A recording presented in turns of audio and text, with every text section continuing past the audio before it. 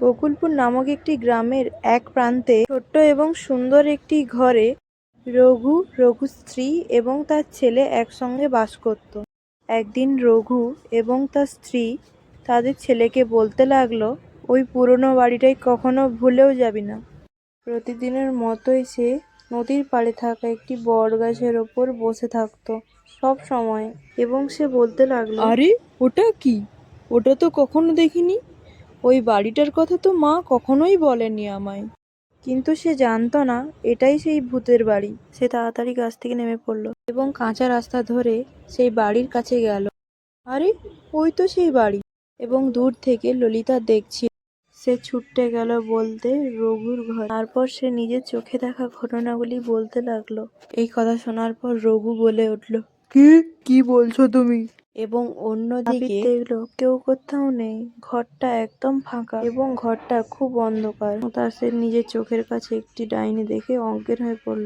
অপরদিকে ললিতা, রঘু এবং রঘুর স্ত্রী সেই গিয়ে তারা ঘরটির মধ্যে ঢুকলো। তারা ঘরে ঢুকে দেখলো আবির মেঝেতে পড়ে আছে এবং ডাইনিটি রঘুকে খাওয়ার জন্য রেডি হলো। তখনই ঠিক সেই সময় এবং রঘুর স্ত্রী ছুটতে ছুটতে গেল এক মহাতান্ত্রিকের কাছে। গিয়ে সে সব ঘটনাগুলি পরকে পর বলল। কাঁদতে লাগলো।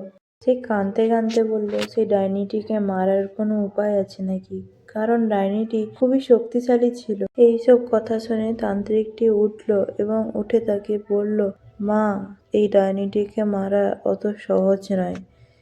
তুমি একটা কাজ করো, আমি এই তোমাকে জাদু তরোয়ালটা দিচ্ছি, তুমি এই তরোয়ালটাই করে ওই ডাইনিটিকে মেরে দাও।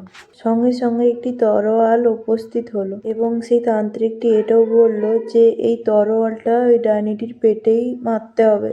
আবার এটাও শর্ত আছে, ওই ডাইনিটিকে যেন খুনাখরও টের না পায়, কারণ ওই ডাইনিটি যদি একবার জেনে যায় তুমি ওর থেকে এই জাদু তরোয়াল নিয়ে আসছো, তাহলে ওই ডাইনিটি তোমাকেও মেরে ফেলবে।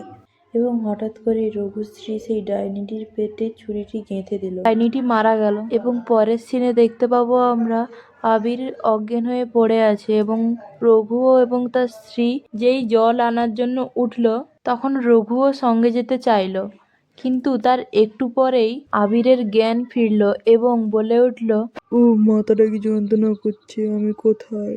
আবির তার সামনে তার মা বাবাকে দেখে সে কান্না করতে লাগলো এবং তার মা তাকে বলতে লাগলো সে যেন আর এই বাড়িতে না আসে, এবং তারা বাড়ি চলে গেল।